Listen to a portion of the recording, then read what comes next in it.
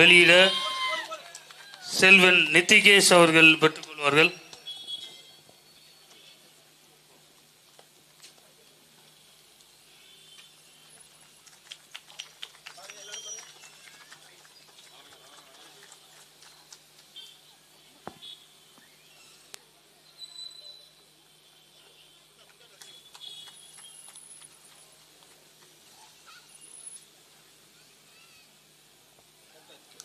தமிழ் பேரினத்தின் ஒற்றை நம்பிக்கை, தமிழ் தேசிய இனத்தின் இருளகற்ற வந்த பேரொளி எங்கள் தாய்ப்புலி செந்தமிழன் சீமான் உங்களோடு.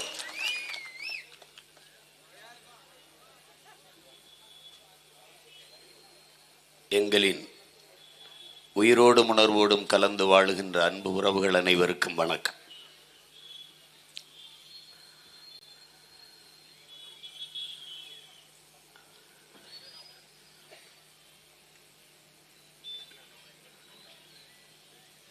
மணிநீரும் மண்ணும் மலையும் அணிநிலர் காடும் உடையது அரண் என்று மறைமொழி தந்தருளிய தமிழ் மறையோன் எங்கள் மூதாதை வள்ளுவ பெருமகனார் அவரையும் எவனொருவன் இயற்கையிடமிருந்து தன் தேவைக்கு மட்டும் எடுத்து நுகர்கிறானோ அவனே போற்றத்தக்க மனிதன் என்று போதித்து நஞ்சில்லா உணவு அதுவே நம் கனவு என்று கற்பித்த எங்களுடைய பெரிய தகப்பன் நம்மாழ்வார் அவர்களுக்கும் என்னுடைய வணக்கத்தை செலுத்துகிறேன். இங்கே தமிழர் நிலத்தில் இதுவரை பேசப்படாத செய்திகளை உங்கள் பிள்ளைகள் பேசிக் கொண்டிருக்கிறோம். வணங்குகிற சாமியா வாழுகிற பூமியா என்று. சாமிதான் இந்த பூமியே படைத்தது, சாமிதான் ரொம்ப முதன்மையானது என்று எல்லோரும் எண்ணக்கூடும். அருமை பெற்றோர்களே, பேரன்புமிக்க என் சொந்தங்களே, நீங்கள் வணங்குகிற இந்த பூமியில் உள்ள எல்லா சாமியையும் படைத்தது இந்த பூமிதான் என்பதை நீங்கள் புரிந்து கொண்டால் இவ்வளவு சிக்கல் இல்லை. நாங்கள் பேசுவதற்கு ஒன்றும் இல்லை. இங்கே ஓடுகிற காட்சிகளை நீங்கள் கூர்ந்து கவனித்தாலே போதும். இது ஒரு சிறு துளிதான், துண்டு துண்டு காட்சிகள் தான். இதை பார்த்து உங்களுக்கு எந்த பதட்டமும் எந்த பயமும் வரவில்லை என்றால் நாங்கள் பேசி பயனே இல்லை. இதை பார்க்கும்போது உங்களுக்கு ஒரு பயம், ஒரு பதட்டம், எதிர்காலம் என்னாகும், இந்த பூமியிலா நம் பிள்ளைகளை விட்டுவிட்டு செல்லப் போகிறோம், இதை மாற்றுவதற்கு வழியே இல்லையா, இந்த பூமியை காப்பதற்கு வேற வழியே இல்லையா என்று நீங்கள் சிந்திக்க தொடங்கினால் உங்கள் நினைவில், உங்கள் எண்ணத்தில் இந்த பிள்ளைகளும் அவர்கள் சின்னமும் தான் நினைவுக்கு வரும். இங்கே சாதியை சொல்லி அரசியல் செய்ய, மதங்களை பேசி அரசியல் செய்ய, சாமியை வைத்து அரசியல் செய்ய எண்ணற்ற கட்சிகள் தமிழ்நாட்டில் மட்டுமல்ல இந்திய துணைக்கண்டம் முழுமைக்கும் இருக்கிறது. ஆனால் வாழுகிற பூமியை காப்பாற்ற இந்த நாட்டில் ஒரு கட்சி கூட இல்லை. ஒரே ஒரு கட்சி தான் இருக்கிறது, அது நாம் தமிழர் கட்சி மட்டும்தான் இருக்கிறது.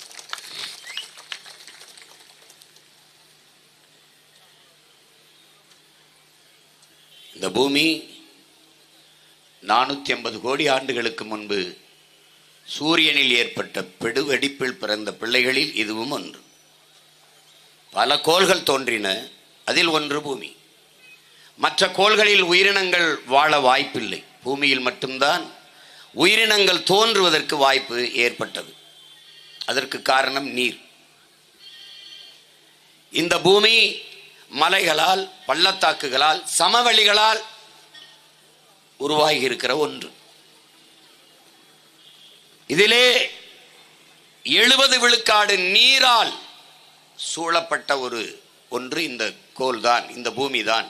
70 விழுக்காடுகள் நீர்தான். மீதி 30 விழுக்காட்டு நிலப்பரப்பில் காடு, மலைகள் இவைகளெல்லாம் போக நாம் வாழ்கிற பகுதி மிகச் சிறிது. ஒரு சிறிய பகுதியில் இருந்து இவ்வளவு பெரிய பூமியை மனிதன் அழித்துக் கொண்டிருக்கிறான். உலகில் எந்த உயிரினத்தாலும் இந்த பூமிக்கு ஆபத்தில்லை, பேரிடர் இல்லை. கடைசியாக வந்த மனித விலங்கு, இந்த சமூக விலங்கு மனிதனால் மட்டும்தான் இவ்வளவு பெரிய பேராபத்தை இந்த பூமி தாய் எதிர்கொண்டிருக்கிறாள். இந்த ஆபத்தை அனுபவித்துக் கொண்டிருக்கிறார். பல்வேறு பேரறிஞர்கள் போதித்து போதித்து சோர்வடைந்து விட்டார்கள். புத்தன் ஆரம்பிக்கிறான், இந்த பூமி, நீ பூவில் ஒரு வண்டு எப்படி தன் உணவுக்காக தேனை உண்ண வந்து அந்த பூவுக்கு எந்த சேதம் இல்லாமல் உண்டு விட்டு வெளியேறுகிறதோ அப்படி இந்த பூமியை நீ பயன்படுத்திக் கொள்ள வேண்டும். புத்தன்.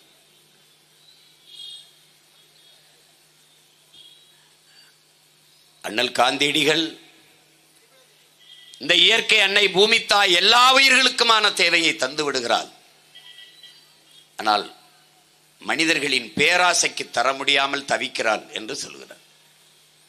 நபிகள் நாயகம் அவர்கள் இந்த பூமிக்கு வந்த ஒரு வழிப்போக்கன் தான் நீ ஒரு வழிப்போக்கன். வந்தாய், நடந்தாய், இருந்தாய், போயிடணும்.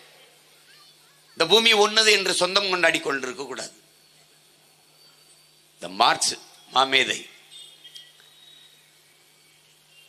இது ஒரு சமூகத்திற்கோ ஒரு அரசுக்கோ தனி ஒரு மனிதருக்கோ சொந்தமானதில்லை. நீ சொந்தம் கொண்டாடுறதுல உரிமை கிடையாது. நீ வாழ்ந்து கொண்டிருக்கிற இந்த பூமியை இப்போது இருப்பதை விட மிகவும் செழுமைப்படுத்தி இன்னொரு தலைமுறைக்கு விட்டு விட்டு செல்ல வேண்டும். அதுதான் ஒவ்வொரு மானுடனின் கடமைங்கிறார். ஸ்டீவன் ஹாக்கின்ஸ் இறந்து போனார், அண்மையிலே இறந்து போனார். இந்த பூமியை எந்த உயிரினமும் வாழ்வதற்கு வாய்ப்பில்லாத ஒன்றாக இவர்கள் மாற்றிவிட்டார்கள். நீங்கள் வேற கிரகங்களை நோக்கி படையெடுங்கள் என்று அறிவுறுத்தி விட்டு போய்விட்டார். இன்று வரை நம்முடைய நாட்டில் கூட நிலவுக்கு, சந்திர மண்டலத்துக்கு சந்திராயனை விட்டெல்லாம் சோதிச்சுட்டு இருக்காங்க. எந்த கொம்பை வந்தாலும் அங்கே போய் மானுடன் குடியேற முடியாது. ஏன்னா அங்கே சூழியல் அப்படி இல்லை. நீங்கள் உங்களுக்கு ஐயமா இருந்தால் ஐயா கவி பேரரசு வைரமுத்து அவர்கள் எழுதிய, கவி பேரரசு இல்லை, முத்தமிழ் பேரறிஞர் ஐயா வைரமுத்து அவர்கள் எழுதிய மகாகவிதை நூலை படித்து பாருங்கள். நம்முடைய அப்பா, நம்முடைய பெரிய தகப்பன் நம்மாழ்வார் அவர்கள் பேசிய காணொளிகளை எழுதிய புத்தகங்களை எல்லாம் படித்து பாருங்கள். சூழியல் ஆர்வலர்கள் தந்த அரிய பெரிய கருத்துக்களை படித்து பாருங்கள். இப்போது நம்மோடு வாழ்ந்து கொண்டிருக்கிற ஐயா நக்கீரன் அவர்கள் எழுதிய புத்தகங்களை எல்லாம் படிங்கள். மிக சின்ன சின்ன புத்தகங்கள் தான். எங்கள் ஊர் காரைக்குடி சேர்ந்த ஆதி வள்ளியப்பன் எழுதிய புத்தகங்கள்லாம் படிங்கள். மிக சின்ன சின்னதான், 10 பக்கம் 20 பக்கம் தான். என்னிலும் இல்லை என் தம்பி தங்கிகள் அதையெல்லாம் படிக்கணும். இங்கே அப்படி இல்லை. மலை மேல கோயில் இருந்தா தான் மலையை நொறுக்க மாட்டான். ஒரு எளிய கேள்விதான். நீங்க பாருங்க, 450 கோடி ஆண்டுகளுக்கு முன்னாடி வெடிச்சு சிதறிய துகள் இது. இங்கே ஒரு நெருப்பு துகள் தான் இது. மேல்மட்டம் குளிர்ந்து குளிர்ந்து நீர் உருவாகுது. நீரில் இருந்து ஒரு செல் உயிரினம் உருவாகுது. அதிலிருந்து பல்வேறு உயிர்கள் பல்கி பெருகுது தாங்க. ஆனால் இப்ப நம்ம எல்லாரும் என்ன நினைக்கிறோம்? மனிதன் வாழ்வதற்கு நீர் வேண்டும், சோறு வேண்டும் அவசியம் என்று நினைக்கிறோம். இது இரண்டையும் காட்டிலும் காற்று மிக அவசியம். நாம் ஆக்சிஜனை, மூச்சு காற்றை சுவாசித்து விட்டு கரியமில வாயுவை, கார்பன் டை ஆக்சைடை வெளியிடுகிறோம். ஆனால் மரங்கள் கரியமில வாயுவை, கார்பன் டை ஆக்சைடை சுவாசித்து விட்டு ஆக்சிஜனை, நம் சுவாசிக்கிற மூச்சு காற்றை வெளியிடுகிறது. நமக்கு சுவாச காற்றை, மூச்சு காற்றை, உயிர் காற்றை, ஆக்சிஜனை தருவதே மரங்கள் தான் என்பதை நாம் மறந்துவிடக் கூடாது. இப்ப மரத்தின் அருமை உங்களுக்கு புரியும். இதைத்தான் முத்தமிழ் பேரறிஞர் ஐயா கவி பேரரசு வைரமுத்து அவர்கள் மரம்தான் மரம்தான் மனிதன் மறந்தான் மறந்தான் என்று மரங்களின் பெருமையை பற்றி எழுதும்போது எழுதியிருப்பார்கள். நாம் கூட மரம் மண்ணின் வரம், வளர்ப்பதே மனித அறம் என்று வைத்து மரக்கன்றுகள் நடுவதை வழக்கமாக்கி கொண்டிருக்கிறோம். உங்களுக்கு வெயில் அடித்தால் குடை பிடிக்கிறீர்கள். பூமி தாய்க்கு வெயில் அடித்தால் அவளுக்கும் குடை பிடிக்க வேண்டும். அவளுக்கு இருக்கிற ஒரே குடை மரங்கள் வளர்ப்பதுதான் என்பதை என்னிலும் இளைய என் தம்பி தங்கைகள் புரிந்து கொள்ள வேண்டும். இந்த பூமியை பச்சை போர்வையால் போர்த்துவதை தவிர ஒரு வழியும் இல்லை. உங்கள் தாய் நடுக்குற்று இருக்கிறாள். அவள் நடுக்கத்தை போக்க ஒரே ஒரு போர்வை, பச்சை போர்வையால் இந்த பூமி தாயை போர்த்துங்கள், எல்லாம் சரியாயிடும். பருவநிலை மாறிவிட்டது, புவி வெப்பமாகிவிட்டது, எல்லாம் சொல்கிறார்கள். புவி வெப்பமானதற்கு காரணம் யார்? பருவநிலையை மாறியதா, மாற்றினீர்களா? எந்த நேரம் மழை வரும் என்று எவனும் கணிக்க முடியவில்லை, யாரும் கணிக்க முடியவில்லை. திடீரென்று மழை வருது. பருவமழை என்றே பொய்த்து போய்விட்டது. நம்முடைய பெரிய தகப்பன் சொல்லுகிறார், பருவமழை என்ற ஒன்றே கிடையாது.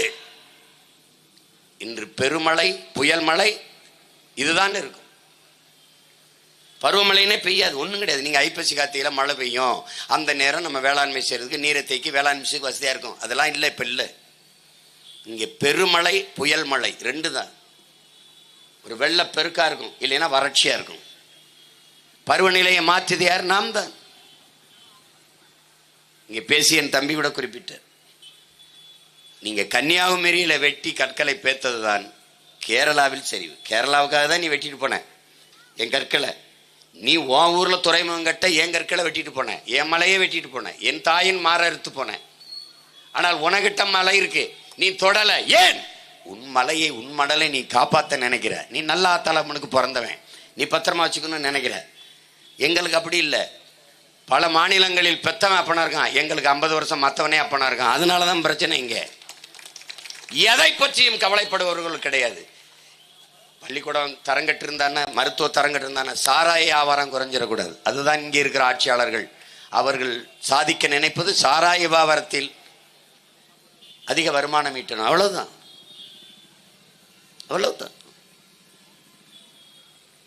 இந்த பூமியை ஒரு சமநிலையில் வைத்திருப்பது மேலே இருக்கிற வளிமண்டலம் என்கிற காற்று படலம், அது ஓசோன், அது கீழே இருக்கிற ஓசோன் அடுக்குகள். இங்கே நுட்பமா என்னுடைய தம்பி தங்கைகள் இதை கவனிச்சுக்கணும். இது ஓட்டு கேட்டு ஓட்டை வாங்கி ஆட்சிக்கு வரணும்னு நினைக்கிறவன் இதெல்லாம் பேச மாட்டான். எனக்கு ஓட்டையும் விட நாடும் என் மக்களும் தான் முக்கியங்கிறதுனால தான் இதெல்லாம் நீங்க பேசுறோம். இதையெல்லாம் தெரிஞ்சுக்கிறாம நீ எனக்கு ஓட்டு போட்டு ஒரு பயனும் இல்லை. அதனால இதை நான் சொல்ல நினைக்கிறேன். ஏன்னா நாங்கள் தெரிந்து கொண்டதே என் உடன் பிறந்தவர்களுக்கு, எங்கள் பெற்றவர்களுக்கு சொல்ல வேண்டியது எங்கள் பிறவி கடமை செய்கிறோம். இப்ப ஒரு துளசி செடி அதை வைக்கிறோம், நம்ம துளசி செடியை வைக்கிறோம். நமக்கு என்ன சொல்லி கொடுக்கப்பட்டிருக்கு? அது பக்தின்னு இல்லை, அது பக்திக்கு இல்லை, புத்திக்கு. துளசி செடியில் 24 மணி நேரத்தில் 20 மணி நேரம் ஆக்சிஜன் மூச்சு காற்று, ஒரு 4 மணி நேரம் ஓசோன் காற்று வெளியிடுது துளசி. அப்ப தூய காற்றை சுவாசிக்கணும்னா வீட்டுக்குள்ளே ஒரு துளசி மாடத்தை வைத்து அல்லது கோயில்கிட்ட வைத்து நீ குளிச்சுட்டு வந்து அதை சுற்றி சுற்றி வா, நல்ல காற்றை சுவாசி. உன் முன்னோர்கள் கோயிலை கட்டினார்கள், குளத்தை வெட்டினார்கள். அங்கே ஏன் ஆலமரம் அரச மரத்தை மட்டும் நட வேண்டும்? ஆலமரம் அரச மரம் 24 மணி நேரமும் ஆக்சிஜனை வெளியிடுது, மூச்சு காற்றை வெளியிடுது. நீ குளத்து வா, குழி, சாமியை கும்பிடு, ஆலமர அரச மரத்தில் கொஞ்ச நேரம் இரு, நல்ல காற்றை சுவாசித்து விட்டு போ. இது பக்தி இல்லை, அறிவியல். அதனால்தான் தமிழனின் மெய்யலே அறிவியல் என்று நாங்கள் போதிக்க காரணம் அதான், அறிவியல். அத நம்ம புரிஞ்சுக்கணும். அப்ப இந்த ஓசோன் காற்றை, இந்த வளிமண்டலத்தை, இந்த காற்று படலத்தை பத்திரமாக பாதுகாத்து வைத்திருப்பது இந்த ஓசோன் படலம். அதை அதிகமாக ஓசோன் காற்றை வெளியிடுவது அமேசான் காடுகள் என்று எல்லோரும் நினைச்சு, அது இல்லை, கடலுக்குள் இருக்கிற ஆல்கா என்கிற தாவரம், தமிழில் நீல பச்சை பாசி.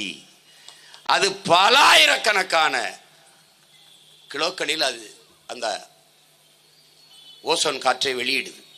அதனால் அந்த வளிமண்டலம், அந்த காற்று படலம் பத்திரமா இருக்கு. இந்த வளிமண்டலம் ஏன் அவசியம்? பூமிக்கும் சூரியனுக்கும் இடையே என் உடன் பிறந்தார்களே 15 கோடி கிலோமீட்டர் தூரம் இருக்கு. 15 கோடி கிலோமீட்டர். அங்கிருந்து வருகிற வெப்பம் எவரும் எதிர்நிற்க முடியாது. இப்ப இந்த வானம் ஏன் நீளமா இருக்கு? நியாயமா அது உண்மையிலே வெள்ளையா தான் இருந்திருக்கணும். ஏன்? அங்கிருந்து வருகிற கதிர்வீச்சை இந்த புற ஊதா கதிர்கள் அப்படி என்ன செய்து இந்த வளிமண்டலத்தில் காற்று படலத்தில் பட்டு செதறி தெரிச்சிருது. அந்த தெரிப்பு எல்லா இடத்துலையும் பரவதனால பார்க்குற எல்லா இடத்துலையும் அது நீளமா இருக்குது. அதனுடைய பிரதிபலிப்பு கடல் நீளமா இருக்குது. அப்ப வெள்ளையா இருக்க வேண்டிய வானத்தை நீளமா மாற்றியது அந்த புறவிதா கதிர்களை தடுத்து. ஏன்னா அதிக வெப்பத்தில் வரும், அதை தடுக்குது. அங்க ஒரு ஃபில்டர், அங்க ஒரு கற்று போட்டிருக்காங்க. இயற்கை எப்படி அமைது பாருங்க. அது இல்லைன்னா நம்ம என்ன எரிஞ்சு சாம்பலா இருப்போம். அதையும் மீறி வருகிற அதிகமாக வருகிற குளிரை தடுப்பதும் அவன்தான், அதிகமாக வருகிற வெப்பத்தை தடுப்பதும் அவன்தான். அந்த வளிமண்டலம்ங்கிற காற்று படலம் தான். அது இல்லைன்னா நம்ம வாழ்வது கடினம். அந்த காற்று படலத்தை வளிமண்டலத்தை பாதுகாத்து வைத்திருப்பது ஓசோன் காற்று. இங்கே இருந்து பூமியிலிருந்து போறது. அது அதிகமாக உற்பத்தி செய்ய அனுப்புவன் கடலுக்குள் இருக்கிற நீலப்பச்சை பாசிகள். அதனால நீங்க கவனிச்சுக்கணும். நீங்க எது இருந்தாலும் எது இல்லைனாலும் வாழ முடியும். காற்று இல்லை என்றால் நீங்கள் வாழ முடியாது. டக்குன்னு மூச்சடைச்சு செத்து போயிருவீங்க. இப்ப காற்றை சமமாக நமக்கு பகிர்ந்தளித்து கொண்டிருக்கிறவர் யார்? நீங்கள் வணங்குகிற சாமி இல்லை. அன்பு மக்களே, இங்கே இருக்கிற மரம் தான் என்பதை நீங்கள் புரிந்து கொள்ள வேண்டும். நீங்கள் வணங்குங்கள். முன்னோர்களை போற்றுவது நமது மரபு. வணங்குங்கள். நான் கேட்கிறேன், நாம் வணங்குகிற முருகன், நாம் வணங்குகிற சிவன், நாம் வணங்குகிற எல்லா இறைவனின் உருவத்திற்கு கல்லு கொடுத்தவன் யார்? அந்த கோயிலை கட்டுவதற்கு, பெருவுடையார் கோயிலை கட்டுவதற்கு கற்களை தந்தவன் யார்? தந்தவள் யார்? இவள் தான். இந்த பூமி தாய் தான். நான் பேசிக் கொண்டிருக்கிற ஒளிவாங்கி, அங்கே இருக்கிற ஒளிபெருக்கி, நீங்கள் உட்கார்ந்து இருக்கிற நாற்காலி, போட்டிருக்கிற உடை, அணிந்திருக்கிற செருப்பு, குடியிருக்கிற வீடு, பயணிக்கிற கார், பறக்கிற வானூர்தி, எல்லாத்தையும் மூலப்பொருளை தந்தவள் இந்த பூமி தான். கழுத்திலே அணிந்திருக்கிற தங்கம், காதிலே போட்டிருக்கிற வைரத்தோடு மூக்குத்தி, எல்லாவற்றையும் தந்தவள் பூமி தாய் தான். இந்த பூமியிலே நீ பார்க்கிற எல்லாம் அவள் போட்ட பிச்சை, அவள் தந்த கொடை. இவ்வளவும் தந்த உன் தாய்க்கு நீ தந்தது நோயை தவிர வேற என்ன? ஒரே ஒரு தடவை நீ கேள்வி கேட்டுப்பார். நீ அவளுக்கு என்ன கொடுத்துருக்க? ஒண்ணுமே கொடுக்கல. ஒரு கவிதையின் அன்பு தம்பி தங்கைகளே, ஆண்களும் தாயாக முடியும். என்ன செய்யணும்? பூமியில் ஒரு மரக்கண்டை நட்டு வளர்க்கணும். வளர்த்தா நீனும் தாய்தான். நீ ஒரு மரக்கண்டை கூட நட்டு இந்த பூமியில் வளர்க்கவில்லை என்றால் உன் பிறப்பு வீணாகி போனது. நீ வாழ்ந்தது அர்த்தமற்றது. நீ பிறந்து 80-90 வயது வாழ்ந்தாலும் நீ உயிரற்ற பிணம்ங்கிறான். இது மரம் வளர்க்கறது அவ்வளவு பெரிய வேலையான வேலை இல்லை, செய்யல. இங்க பேசினங்களே, அவர்களுக்கு தெரியுமா? உங்களுக்கு ஏன் என்று தெரியுமா? ஏன் என்று தெரியுமா? தெரியாது. அவர்களுக்கு தெரிந்திருந்தால் இது எப்பவோ நடந்திருக்கும். இங்க கேட்கிறாங்கல்ல, எத்தனை ஆயிரம் ஆண்டுகளா நம்ம அந்த நீர்ப்பாசனத்தை நம் முன்னோர்கள் செய்து கொண்டிருந்தார்கள். அவர்களாம் இப்ப சிமெண்ட்ல தான் சுவர் கட்டினாங்களா? தரைபுறம் சிமெண்ட்டை போட்டு வச்சாங்களா? கால்வாயில எல்லாம் அப்படி பண்ணாங்களா? 2 கரையிலும் மண்ணால் இருக்கும். அங்கதான் நண்டு, நத்தை, மண்புழு எல்லாம் கூடி இருக்கும். கசிவு நீர் பாசனம்னே இருக்கு, பல லட்சம் ஏக்கர். நீ அங்கே போய் சிமெண்ட்டை பூசிட்ட தரையில. இதுலையும் தண்ணி எப்படா கீழே போகும்? மூளைங்கிற உறுப்பு இருக்கா? வறுத்து சாப்பிட்டில்ல? இந்த அறிவு இருக்கிறவன் செய்யல. அது அறிவு இருக்கிறவன் செய்யலா? கரையை அரிச்சிருது. அட பைத்தியக்காரனுக்கு பிறந்த பைத்தியக்கார, மரத்தை நடணும்டா. கரை நெடுக மரம் நடுக, கரை நெடுக மரம் நடுக. மருங்கு வண்டு சிறந்த ஆர்ப்ப மணிப்பு ஆடை அது பொறுத்து கருங்கையில் கல்வெளித்து ஒழுகி நடந்தாய் வாழி காவேரி. இளங்கோடிகள் சிலப்பதிகாரத்துல. மருங்கு வண்டு சிறந்து ஆர்ப்ப மணிப்பு ஆடை அது பொறுத்து அப்படின்னா 2 கரைகளிலும் இருக்கிற மரங்கள் அப்படி ரீங்காரமிட்டு பாடுது. அங்க இருக்கிற வண்டுகள், பூக்கள் இருக்கிற வண்டுகள் ஆர்ப்ப மணிப்பு, அங்கிருந்து உதிர்கிற பூக்கள் ஆடை போர்த்து, அப்படி பூவால் செய்த ஆடை போல ஆடையை போர்த்தி கொண்டு கருங்கையில் கல்வெளித்து குதிச்சு குதிச்சு விளையாடுற கண்டை மீன்கள் எல்லாம் உன் கண்களா? காவிரி கிட்ட கேட்கிறான் இளங்கோடிகள். உன் கண்களா? அப்படி துள்ளி குள்ளி குதிக்குதே, அது உன் கண்களா? அப்படி ஒல்கி நடந்தாய், இடுப்பை வளைத்து நெளித்து நடை போட்டு வரும் காவேரியே வா என்று இளங்கோடிகள் வரவேற்கிறான். இப்போது நம்ம அப்பா எழுதுறாங்க, நம்முடைய அப்பா நம்மாழ்வார் என்ன எழுதுறாங்க? இப்படி எல்லா நதிக்கரையிலும் வண்டுகள் பாடும், நதிகள் இடுப்பை வளைத்து நாளை நெளிந்து ஓடும், அதுக்கு நீ என்ன செய்யணும்? கரை நடுக, மரம் நடுக என்று சொல்ற. இப்ப நீ நட்டியா? பனை மரத்தை நடு, மரங்களை நடு, வேற அனுப்பி மண்ணை இருக பிடித்துக் கொள்ளும், பற்றி கொள்ளும். எப்படி அரிக்கும்? இத்தனை ஆயிரம் ஆண்டுகளா எங்கள் முன்னோர்கள் பாத்துல சிமெண்ட்ல தான் பூச்சிட்டு இருந்தானா? இந்த அற்ப காசு, பிச்சைக்கார காசுக்கு அவனுக்கு கான்ட்ராக்ட் விட்டு அதுல ஒரு 2 கோடி 1 கோடி. இது நாங்க ஆட்சிக்கு வந்து இதை பேக்கிறதுக்கு பல கோடி. ஆமா, என்ன சிரிக்கிற? மொத்தத்தையும் நான் பேக்கணும், அதுக்கு தெண்ட செலவு. எங்க இருந்து எடுப்பேன்? உன் வீட்டுல இருந்து எடுப்பேன். நீ எங்க வச்சிருக்கிறியோ அங்க இருந்தா எடுப்பேன். இந்த கான்ட்ராக்ட் எடுத்தவன் வேண்டா, அவன் சொத்த போட சீஸ் பண்றான். எடுறா, வித்து போடுறா, இதை எடுறா. இல்லைங்க தெரியாம பண்ணிட்டான், நாங்களும் இப்ப தெரியாம தான் பண்றோம், தள்ளுங்கிட்டு. இதெல்லாம் என்னது? அறிவு இருக்கிறவன் செய்யற செயலாது. நண்டு செத்தா உனக்கு என்ன? நரி செத்தா உனக்கு என்ன? உனக்கு என்ன? எது செத்தா என்ன? நீ பாரு, இந்த தேனி நான் பார்க்கிற போது தேனி வருது. தேனீக்கள் என்ற இனம் இறந்து விட்டால் மானுட இனம் 4 ஆண்டுகள் கூட வாழாது. நான் சொன்னா பைத்தியக்கார போய் சின்னவன் படிக்கல, அறிவியல் பேரறிஞர் ஆல்பர்ட் ஐன்ஸ்டீன் சொல்றான்டா, 4 ஆண்டுகள். தேனி செத்து போச்சுன்னா தேனிக்கு இதுக்கு என்னங்க சம்பந்தம் இருக்கு? உயிர் பெருக்கம் இருக்காது,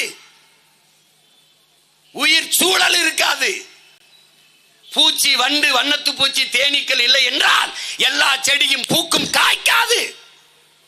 இந்த உயிரியல் உண்மையை அறியாத நீ என்ன செய்ய போற? என்ன தெரிஞ்சுக்க போற? நீ 500 ரூபாய்க்கு ஓட்ட போட்டு எங்களை ரோட்ல போட்ட தவிர நீ சாதிச்ச என்னது? 50 வருஷத்துல என்ன சாதிச்ச? தேனீக்களுக்கு என்ன சிம்மான், என்ன சிம்மான் பிரச்சனை? இந்த மீன் செத்து கிடக்கு, அப்புறம் வரேன். இந்த தேனீக்கள் என்ன இல்லைன்னா என்ன? இது போகும். தேனி இனம் அழியுது. ஏன் அழியுது? எதனால் அழியுது? 1000 நாய்களின் மோப்ப சக்தியை கொண்டது ஒரு தேனி, ஒரு சின்ன பூச்சி. 1000 நாய்களின் மோப்ப சக்தியை கொண்டதுங்கிறான். நீ ஒரு தேன்றாட்டில் பார்க்குற, தேன்கூட்டில் பார்க்குற தேனை அது சேமிக்க 5 லட்சத்திற்கு மேற்பட்ட பூக்களை போய் நுகர்ந்து கொண்டு வருது. பூக்கள்ல இருந்து தேனை எடுத்துட்டு வருது. நீ ஒரே அதை டப்புன்னு சாப்பிட்டு போயிட்டு இருக்க. அதே நம்முடைய தாத்தா ஜேசி குமரப்பா எழுதுனது சேவை பொருளாதாரம்ங்கிறாரு. அவனுடைய சேமிப்பை அவன் அவனுக்காகத்தான் சேமிக்கிறான். அவனுடைய தன்னலத்தில் அவனுடைய உணவுக்கு சேமித்ததில் பொது சேவை இருக்கு, சேவை இருக்கு, அது பலருக்கு பயன்படுது. அதனால் அது சேவை பொருளாதாரம்ங்கிறது. அவனுக்கு தான் எடுத்தான். ஆனா நீ எடுத்துக்கிட்ட. நம்ம சொல்லும்ல, பசு மாடு, பசு பால் தரும், காகம் வடையை திருடி விட்டது. நமக்கு கற்பிப்பான். காகம் எடுத்துக்கிட்டு போறது, வடையை பசிக்கு தூக்கிட்டு போறது திருட்டு. ஆனால் இவன் பசுமாடு காலால உதைமோனு காலை, வாளால் அடிச்சிருமோனு வாழை, 2ஐயும் உள்ள விட்டு அப்படி கட்டிட்டு கறக்கிறதுக்கு பேர் பசு பால் தரும். நீ தாண்டா பெரிய திருட்டு பையாடே. அது பால் கறக்கிறது கண்ணுக்குட்டிக்கே. அது மாதிரிதான் இது. அது தேனை சேர்த்தது அதன் உணவுக்கு. நீ எடுத்துட்டு வந்துட்ட. அதுதான் அது சேவை பொருளாதாரம். அந்த தேனி ஒரு பூ, வெண்டைக்காய், சொரக்காய், பூசணிக்காய், பீக்கங்காய், மிளகா எல்லாம் பூத்திருச்சு. அந்த பூக்களில் போய் மாங்காய் பூத்திருச்சு, மாமரம் பூத்திருச்சு, பலாமரம் பூத்திருச்சு. அந்த பூக்களில் போய் வண்ணத்து பூச்சி, வண்டு, இந்த தேனீக்கள் போய் தேனை குடிக்கணும். அதுக்கு போகுது. அதுக்கு தெரியாது நாம் மகரந்த சேர்க்கையை கடத்துறோம்னு. அது போய் தேனை ஒண்ண போகும்போது ரெக்கையில மூக்குல மகரந்தத்தை ஒட்டிக்கிறது. அங்கிருந்து போய் இன்னொரு பூவில் ஒட்டுது. இங்க ஒட்டுன மகரந்தத்தை இங்க கடத்திடுது. அங்க ஒட்டின மகரந்தத்தை இந்த பூவுல கடத்திடுது. இப்படியே தன்னையும் அறியாமல் பல ஆயிரக்கணக்கான பூக்களில் இந்த உடலில் ஒட்டிய மகரந்தத்தை கடத்தி கடத்தி போகுது. இந்த மகரந்த கடத்தலில் தான் அந்த பூக்கள் சூழ் கொள்ளுது, கரு கொள்ளுது. அப்போதான் பூக்கு, அந்த பூ காயாகுது, கனியாகுது, உனக்கு பலனாகுது. இந்த வண்ணத்து பூச்சி செத்துருச்சுன்னு நினைக்கிறேன். செத்துருச்சு. இப்ப எப்படி தெரியுமா? பல்லாயிரக்கணக்கான கூலி ஆட்களை விட்டு இந்த பூவையும் இந்த பூவையும் ஒட்டிக்கிட்டு இருக்கான். இந்த பூவை இந்த பூவை ஒட்டிக்கிட்டு இருக்கான். ஏன் மகரந்தத்தை கடத்துறான்? ஏன்? வண்ணத்து பூச்சி இல்ல, தேனீக்கள் இல்ல. ஏன் செத்தது? உன் கருமம். பாக்டம்பாஸ் 20 பொட்டாசியம் 60ன்னு போட்டு வேர்ல நஞ்ச போட்ட, அப்புறம் பூச்சிக்கொல்லின்னு போட்ட, பூச்சிக்கொல்லின்னு மருந்து அடிச்ச. பூச்சினா பூச்சி மட்டும் சாகுதா? பூச்சி ஏன் கொல்ற? உன்னால் மகரந்த சேர்க்கையை ஏற்படுத்த முடியுமா, உருவாக்க முடியுமா? முடியாது.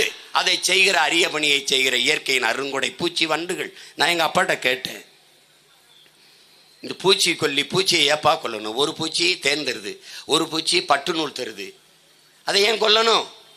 ஏன் கொல்லணும்? அப்ப எப்படி சாகுது அந்த பூச்சி? தேனீக்கள் எப்படி சாகுது? இங்க பாரு, இந்த தேன்கூட்டை பார்க்கும்போது அதுல இந்த படத்தை பாரு. இந்த படம் என்ன உனக்கு உணர்த்துது? என்ன உணர்த்துது? இந்த பூமியை, உன் கையில நீ வாழ்ந்துகிட்டு இருக்க பூமியை இன்னொரு தலைமுறைக்கு நீ பத்திரமா ஒப்படைக்கணுங்கிறத உணர்த்துது. இது ரெட்டலை சின்னம் நினைச்சுக்கிட்டு இருக்காத, இது உன் ஈரக்கொலை லங்ஸ். இப்படி இருந்த பூமியை நீ கர்மம் முடிச்சவனே இப்படி மாத்தி வச்சிருக்க. புரியுதா? படம் புரியுதா? இதுக்கு மேல விளக்குற மாதிரி என்னால் பேச முடியாது, அது புரிஞ்சுக்கணும்னு நினைக்கிறேன். அப்ப இதை நீங்க நன்கு கவனிக்கணும். அப்ப என்ன பண்ற, நம்ம இந்த ராணி தேனி இருக்காருல்ல, அவன் என்ன பண்ணுவான், கட்டளையிடும். அந்த ராணி தேனி கட்டளையிட்டவனே எல்லாம் அந்த சேவக ராணிகள், பாதுகாப்பு தேனீக்கள் எல்லாம் இருக்கும். அவன் இங்க பாரு, இந்த குருவியை மட்டும் பாரு. இந்த குருவி இதுவே அரைக்குள்ள தான் இருக்கும், ஆனா 1 கிலோ பிளாஸ்டிக் வயிற்றுக்குள்ள இருந்து செத்துருக்கு. நல்லா கவனிச்சுக்க. நீ இந்த பாவத்தை சேர்ந்த பாவி யாரு? நம்ம தான். நல்லா கவனிச்சுக்க. நீ இந்த நிலையில் இந்த காக்கா செத்தா என்ன? இவையெல்லாம் விதை தூவும் தூதுவர்கள். இவர்கள் வேப்ப மரம், ஆலமரம், அரச மர விதைகளை சாப்பிட்டு பல்வேறு இடங்களில் போய் விதைப்பவர்கள். மலை முகடுகளில் இருக்கிற காடுகள் தான் மேகத்தை அறுவடை செய்து பூமிக்கு மழையாக கொண்டு வருது. மலையிலிருந்து தான் உனக்கு அருவி வருது, ஆறு வருது, ஆறிலிருந்து நீர் வருது, சோறு வருது, வயிறு வருது, உயிர் வருது, வாழ்க்கை வருது. உன்னுடைய வாழ்க்கையை தந்தவன் இவன். மலை முகடுகளில் இருக்க அத்தனை மரங்களையும் நட்டது இந்த பறவைதான். செத்து கிடக்கிறாள். இனி யார் நடுவான்னு பாத்துக்க. நீ செத்துருச்சு, காக்கை செத்துருச்சுன்னு கவலைப்படாம இருக்காது ராஜா. நாளைக்கு நீ கருமாதிக்கு சோறு வச்சாலும் திங்க காக்கை இருக்காது. நீயே கத்திக்கிட்டு சென்னுட்டு சாக வேண்டியதான். பாத்துக்க, ஒவ்வொன்னா பாரு. இந்த சூழலில் அந்த தேனி கட்டளையிடும் போது இந்த தேனீக்கள் பறந்து போய் தேனை உண்ண போகுது. எல்லா செடிகளில் இருக்க பூக்களை போய் உண்ணுது. நீ இந்த பூச்சி தின்னு வரும் என்ன பண்ற? பூச்சி மருந்தை அடிச்சு வைக்கிற, பூச்சிக்கொல்லி அடிச்சு வைக்கிற. அதை உண்ட உடனே தேன் இல்லாமல் நஞ்சா இருக்கு.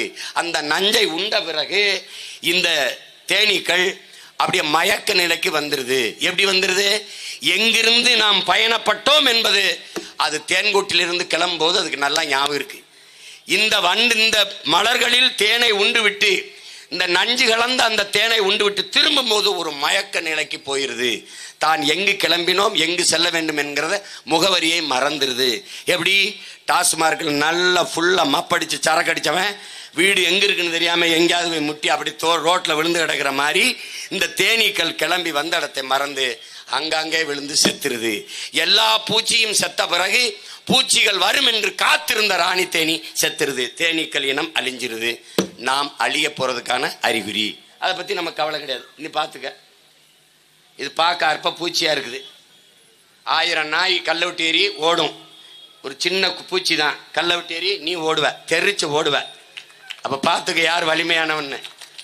நீ சின்ன பூச்சின்னு நினைச்சிடாத. அப்ப என்ன பண்ணுது? இது எல்லாவற்றையும் தடுத்து நிறுத்துவது, குளிரையும் வெப்பத்தையும் தடுத்து நிறுத்துவது காற்று படலம், அந்த வளிமண்டலம். அங்கிருந்து வருகிற வெப்பத்தை நேரடியாக பூமிக்கு வரவிடாமல், நம் தலைக்கு நமக்கு வரவிடாமல் தடுக்கிறது மரங்கள். பூமியிலேயே மரங்கள் எல்லாம் பச்சையா இருக்கு, எல்லா செடி கொடியும் பச்சையா இருக்கு. அங்கிருந்து வருகிற வெப்பத்தை தடுத்து அது தனக்கான உணவை தயாரிக்குது. ஸ்டார்ச் அது எடுக்குது, அது சர்க்கரையை எடுக்குது. அப்பா என்ன சொல்றாங்க நம்மாழ்வார், அங்க அந்த இலைகள்ல ஒரு தொழிற்சாலை இருக்குடா மகனேங்கிறார். அது என்ன பண்ணுது? தனக்கான உணவை அந்த வெயில், அந்த சூரிய ஒளியிலிருந்து எடுக்கும் போது இலை பச்சை உருவம் பெறுது, பச்சை நிறம் பெறுது, பச்சையத்தை எடுத்துக்கிறது.